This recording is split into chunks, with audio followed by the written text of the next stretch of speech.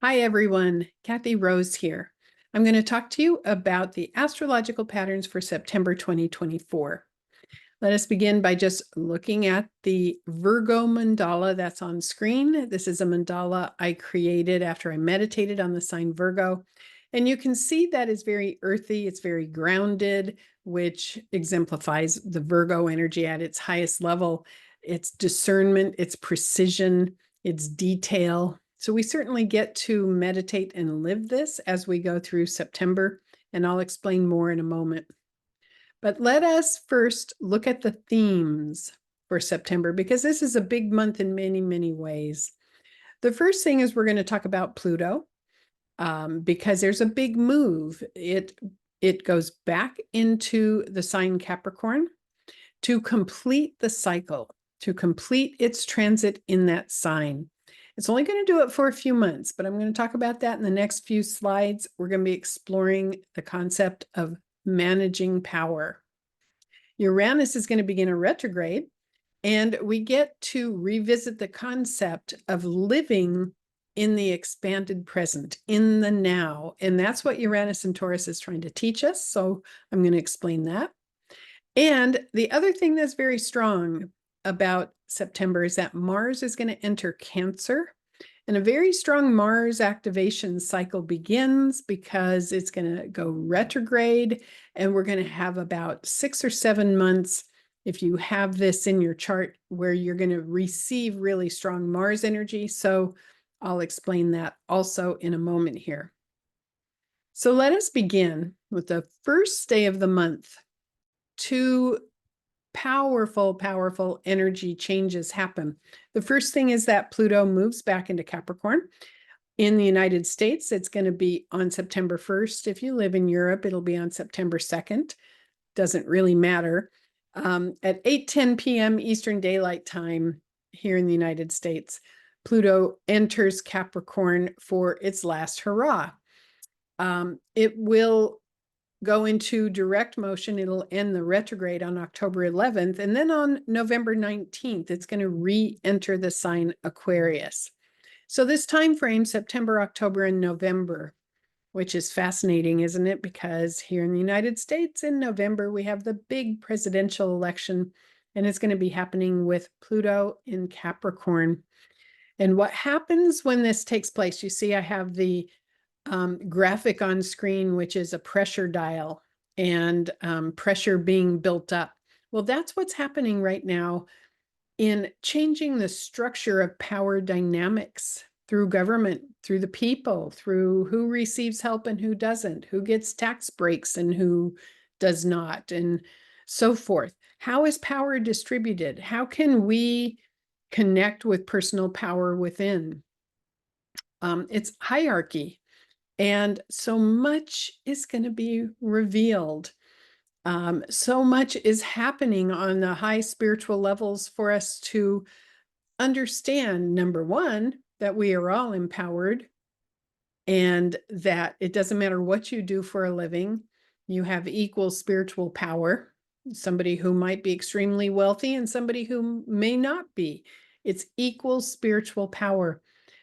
So much is going to be happening in the world regarding this, because what's going on is the anaretic degree is being activated. Anaretic degree is the last degree of a sign. So Pluto revisiting this 29-degree Capricorn. All Capricorn issues are under pressure, and Capricorn issues are achievement and power and hierarchy and organizational system and structure. All of those issues under pressure to have a dynamic change, to have a spiritual opening.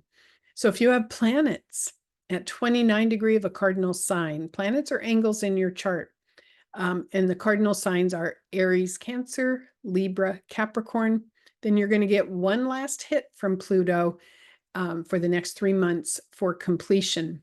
But even if you don't have planets or angles in those degrees, we're going to be feeling this sense of completion, which is going to be really nice. The next thing that happens on the exact same day, September 1st, first day of the month, is the fact that Uranus is going to begin a retrograde. This happens at 11:18 a.m. Eastern Daylight Time Um, what is so fascinating about this, Uranus entered Taurus in 2018, and in 2025, it's going to enter Gemini. It's going to go back and forth between the late degree of Taurus and the early degree of Gemini. But what we get right now as it begins the retrograde is we get to ask ourselves, have we grown? Have we expanded our sense of confidence with our ability to handle change? Do we have the kind of confidence that says, whatever life brings me, I am up to the task of handling it? Do we have that kind of confidence? This is what Uranus and Taurus is trying to teach us, is to be present and to be sharp in our confidence that we are up to the task of life. So as it begins the retrograde in early September, we get to ask ourselves where we may need some more adjustments in being flexible, being spontaneous, being adventurous, and growing and having life force flowing through us. We get to ask ourselves, are we secure within? Because Taurus can sometimes project security only based on the physical, as in money in the bank, or how much you've accumulated. And this Uranus and Taurus transit is trying to teach us that security really is separate from money. So there may be some signals that are happening between now and January where we're challenged in money. I mean, it may not be something physical that takes place. You may not lose money, but there may be signals happening in the news cycle that is talking about an economic collapse or talking fear-based money issues. So be clear during this retrograde from September to January 30th. Be clear that the security is within you and that you can create what you need to create in life. Now, during this time when it's retrograde, it's going to be activating it's going to go retrograde at 27-degree Taurus, and it's going to go back to 23 Taurus. So if you have any planets or angles in your chart between 23 fixed and 27 fixed signs are Taurus, Leo, Scorpio, Aquarius, then you're going to get reactivated, and a lot's going to move forward for you. You know, the 27th degree of Taurus is a very, very powerful and volatile degree. So this is a strong cycle. Be clear, be confident. You can handle whatever life brings you. To me, that is the message that is so strong. And in fact, there's a great affirmation that you can say right now, which helps this, I think, which is, I'm always in the right place at the right time. I am in the flow. I am safe.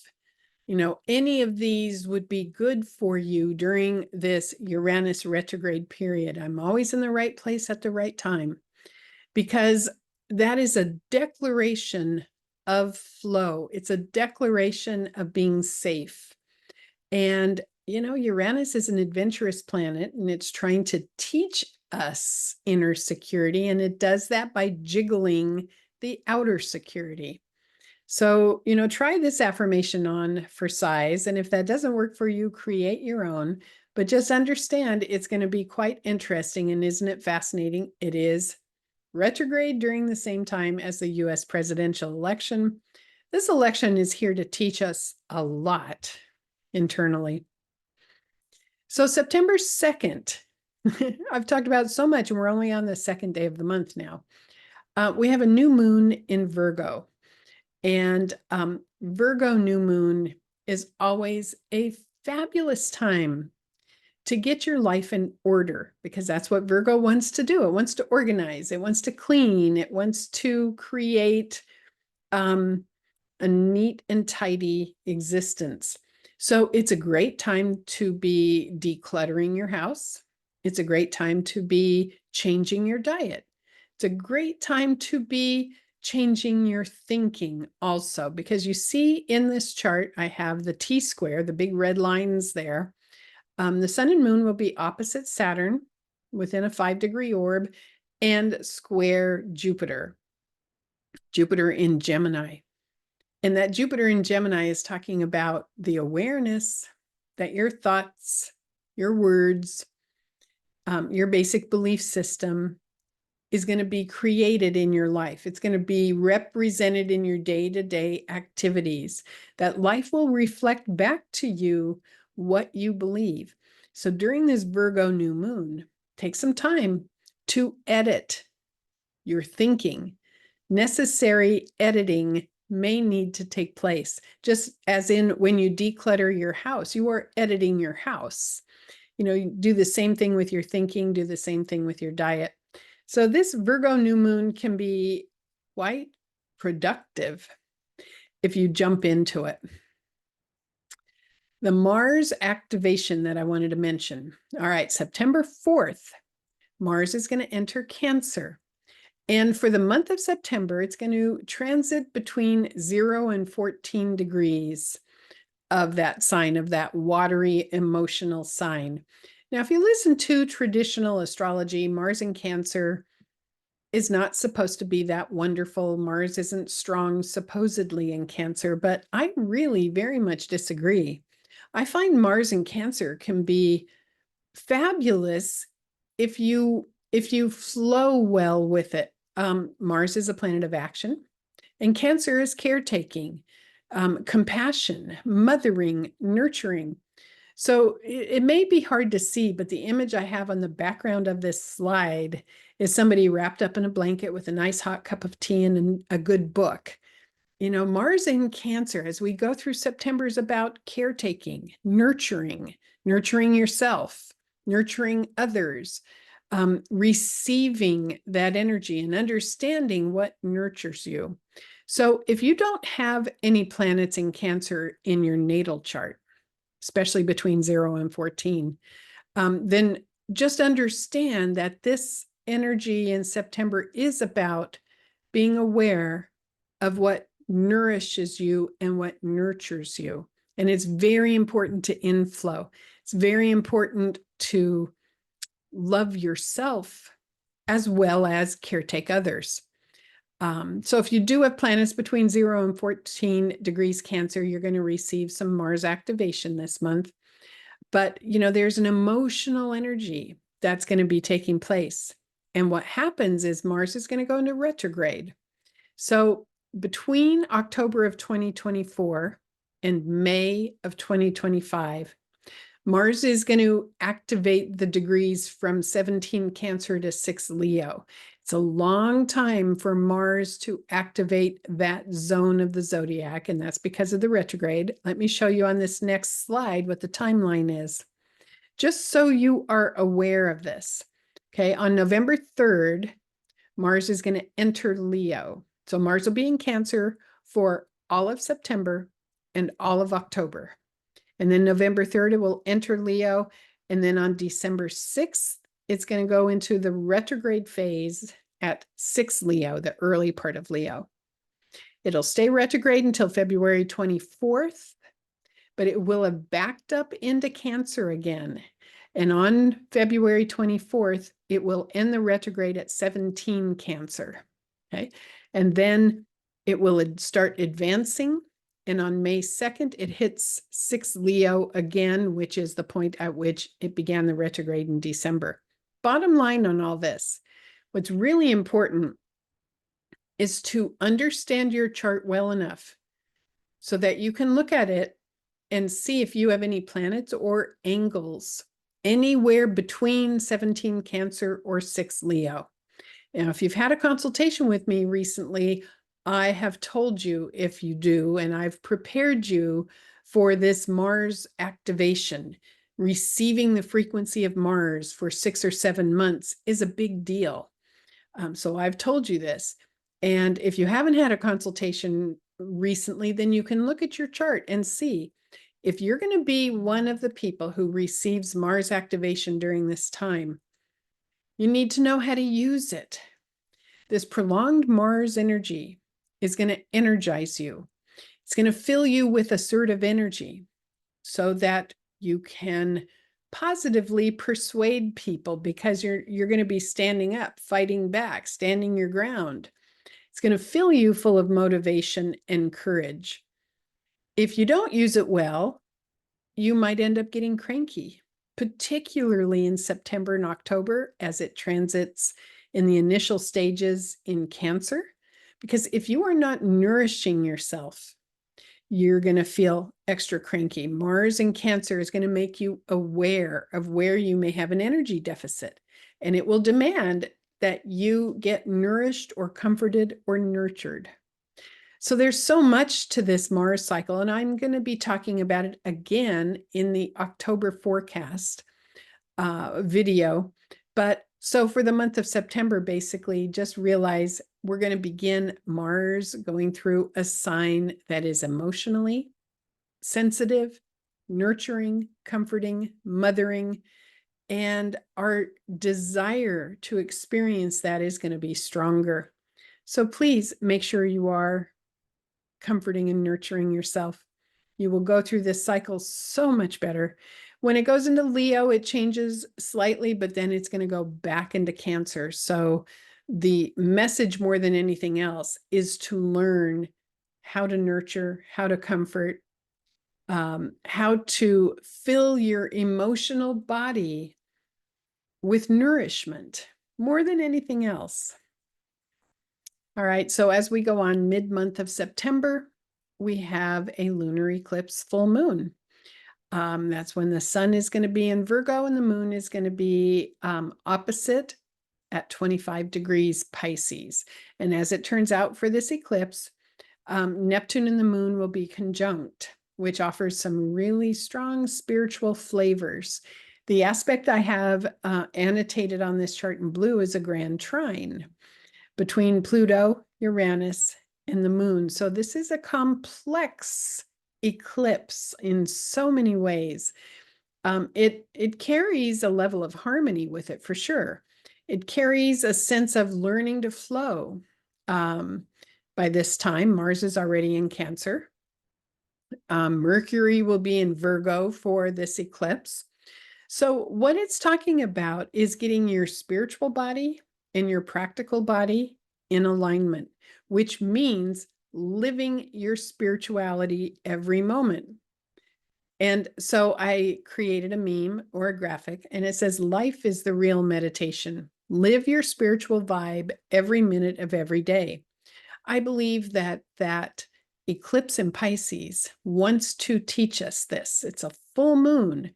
It's Virgo, which is practical life in detail, and Pisces, which is inspirational, spiritual, unstructured energy, and they want to come together.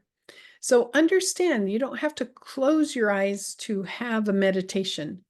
You can have a slight meditation and spiritual awareness as you go through life. You want to be living your spirituality every moment of every day. And to me, that's what that eclipse is all about.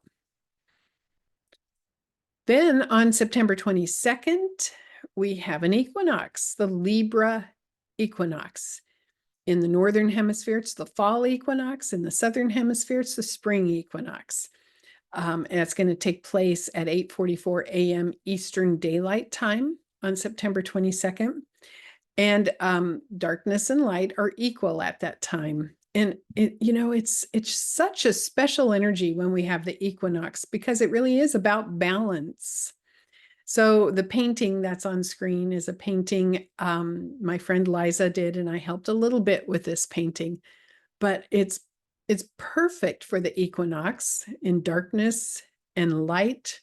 The sun I am is what she put at the bottom of this painting. So celebrate on September 22nd, celebrate inner balance and understand the power of that time. It's also a time because it's an Aries point, which means it's 0 degree of a cardinal sign. So not only are we beginning a new season, but this is a time when something wants to become visible, something wants to come forward into public view. And it's going to be about power issues, of course, with Pluto at the anaretic degree. Interesting times. So my final thoughts. for the month of September. Yes, there's going to be some challenge in life from time to time. I mean, these are very strong patterns happening, very strong patterns. Um, but the bottom line is your perspective and your view. And so on the graphic here, it says a pessimist sees the difficulty in every opportunity, but the optimist sees the opportunity in every difficulty. So pick which view you want to have, because I never see these very strong patterns happening astrologically as difficulty. I see them as an opportunity for us to grow. So that includes Uranus hitting that 27-degree Taurus, which is so strong. It's called Algol. It's a fixed star, which is about volatility and losing your head. It doesn't have to be a problem. You get an opportunity to breathe. You get an opportunity to ground yourself. Pluto hitting the anaretic degree in Capricorn doesn't have to be a difficulty. It's about managing power. There's so much that we get to learn in September. Mars in Cancer doesn't have to be about being cranky or moody. It can be about nurturing and loving. So you get to choose. As always, much love to you and many blessings for the month of September. And I look forward to talking to you in the October forecast. Bye for now.